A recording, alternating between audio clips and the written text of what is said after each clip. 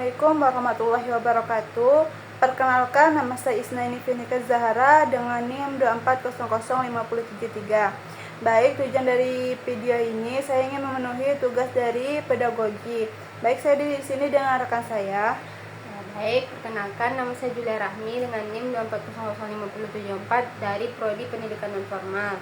Nah, di sini saya ingin bertanya kepada rekan saya Isnaini, yang mana pertanyaannya yang pertama, jelaskan perbedaan makna dari filosofi antara istilah pendidikan, education, tarbiyah, pedagogi, dan Konderwitz, serta bagaimana istilah-istilah tersebut mencerminkan nilai dan tujuan pendidikan di Indonesia. Baik, saya ingin menjawab dari pertanyaan Julia tadi, perbedaan dari pendidikan, education, tarbiyah, pedagogi, dan arwis. Yang pertama itu pendidikan. Pendidikan adalah proses membimbing manusia supaya berkembang secara utuh dari pengetahuan, sikap, sampai kepribadian. Di Indonesia, pendidikan diarahkan agar manusia ini menjadi manusia yang beriman, berilmu, bertakwa, dan berguna bagi masyarakat. Nah, yang kedua itu adanya education. Education ini lebih menekankan pada proses memperoleh ilmu dan keterampilan, baik di sekolah maupun di kehidupannya sehari-hari. Yang ketiga itu tarbiyah. Tarbiyah ini dalam bahasa Arab berarti menumbuhkan atau memelihara. Artinya pendidikan itu harus dilakukan dengan kasih sayang agar menumbuhkan moral dan spiritual peserta didik.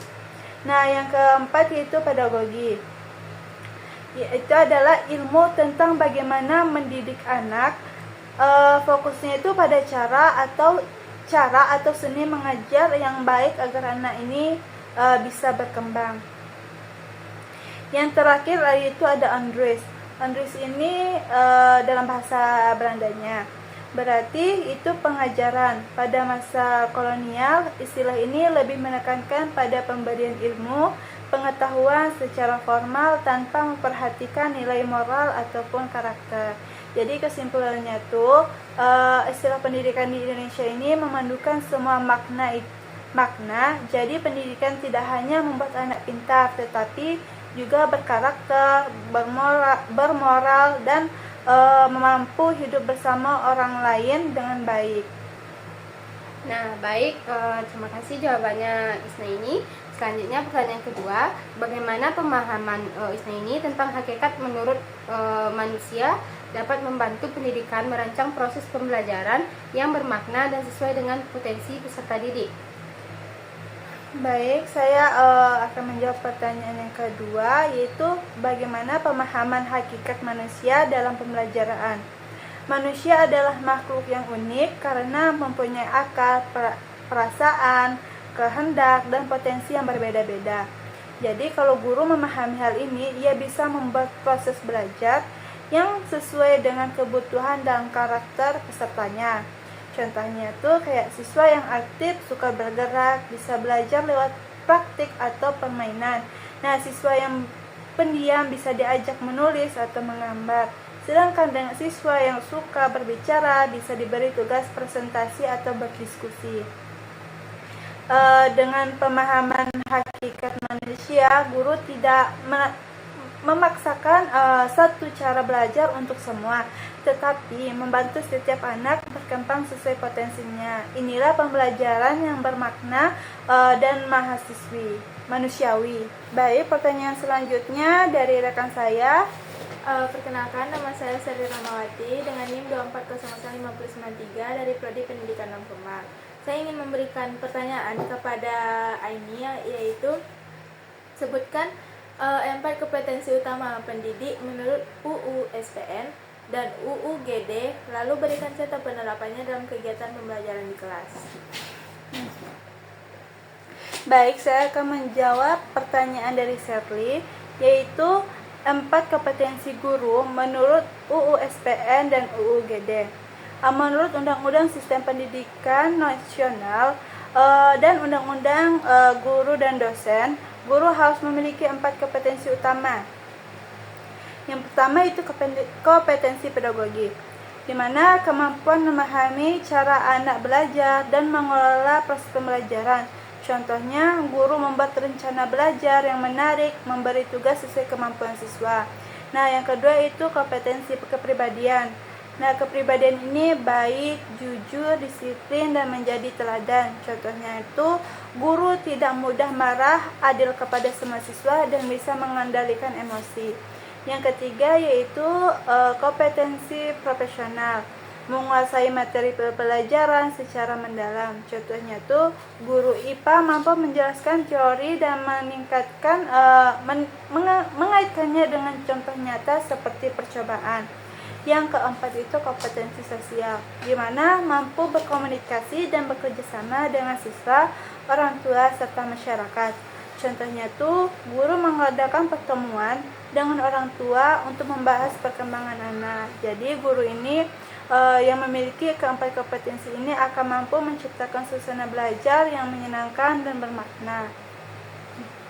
Baiklah, kita lanjut ke pertanyaan berikutnya, yaitu apa saja sih 4 pilar pendidikan menurut UNESCO, dan berikan contoh penerapan dalam salah satu pilar tersebut dalam kegiatan belajar yang nyata. Saya akan menjawab pertanyaan dari Serli tadi, 4 pilar pendidikan UNESCO dan contoh penerapannya.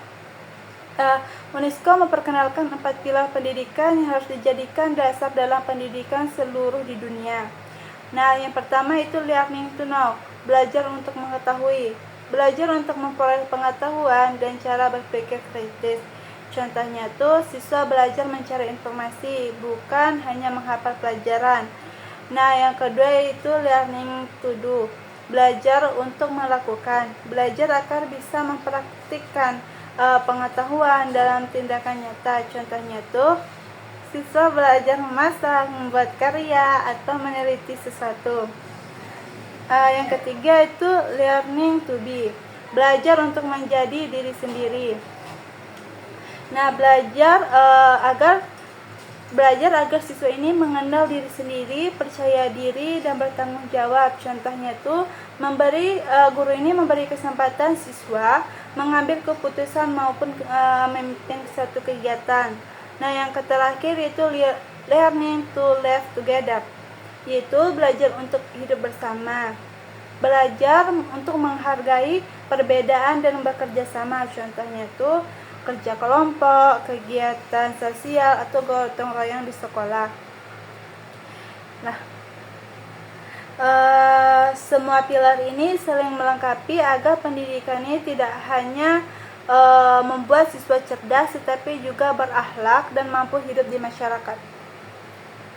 Baiklah, kita ke pertanyaan terakhir, yaitu coba jelaskan apa itu konsep multiple intelligence menurut Howard Gardner, dan coba berikan contoh bagaimana guru dapat menyesuaikan metode pembelajaran sesuai karakteristik kecerdasan peserta didik.